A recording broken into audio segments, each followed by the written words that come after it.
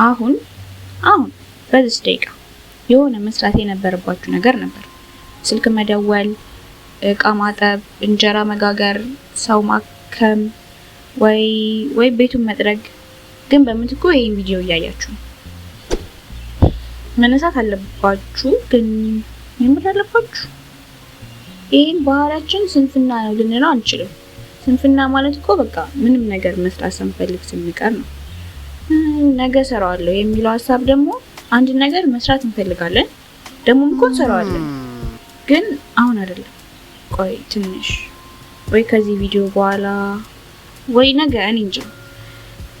አይምሮአችን እንደዚህ አይነት አጣብቂኝ ሲገባ ማለትም ጊዜ አለኝ፣ ቆይ ነገ ልስራው ወይስ አሁን ሰርቼ ልገላገል ሲል አይምሮአችን ውስጥ ሁለት ሰዎች አሉ እንበል።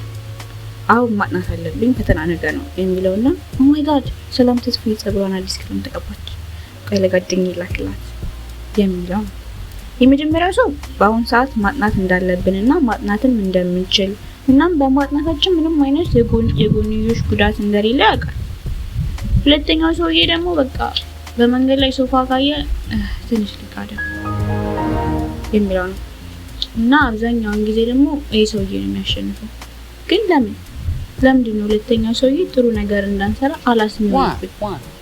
እውነቱን እንነጋገር ከተባለ ለኛ አስቦ ነው፣ ጥሩ ነገር አስበልን መስሎት። እሱኛው የአእምሮአችን ክፍል ይሄ ለኛ ጠቃሚ ግን ረጅም ስራዎችን እንደ አደጋና እኛ ሊጎዱ እንደመጡ ነገሮች አርጎ ነው የሚቆጥረው።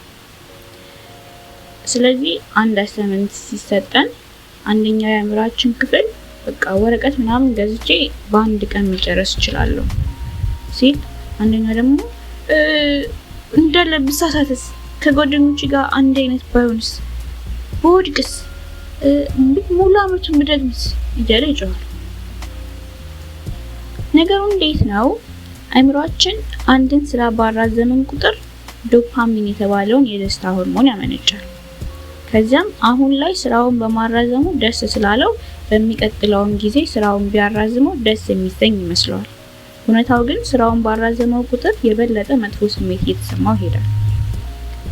እሺ ይሄን ልማዳችን እንዴት ነው? ሁሉም የሰው ልጅ በትንሹም ሆነ በትልቁ ይሄ ባህሪ ያጋጥመዋል። እና ለምን እኔ ላይ ብቻ ብለን ሁሌ ራሳችንን መምታት የለብንም።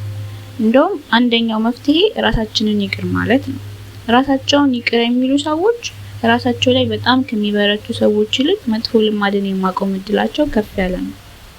ሌላው መፍትሄ ሊሆን የሚችለው ነገር ደግሞ ነገ ሰራዋለሁ ብለን ባሰብን ቁጥር ራሳችንን ነገ ላይ እንደሆነን አስበን ዛሬ ብንሰራው ምንም አይነት ጉዳት እንደሌለው ራሳችንን ማሳመን ነው።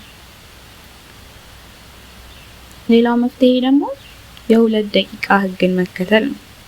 አንድን ስራ ለመስራት ከ2 ደቂቃ በታች የሚፈጅ ከሆነ አሁኑኑ መስራት። ከ2 ደቂቃ በላይም ከፈጀ ስራውን አሁን ጀምርና ከ2 ደቂቃ በኋላ አቆመዋለሁ በማለት እንጀምርና አብዛኛውን ጊዜ አንዴ ከጀመርነው ከዛ በላይ እንሄዳለን። ደግሞ ይሄን ቪዲዮ ነገ ያዋለሁ ብላችሁ ሴቭ እንዳታረጉት።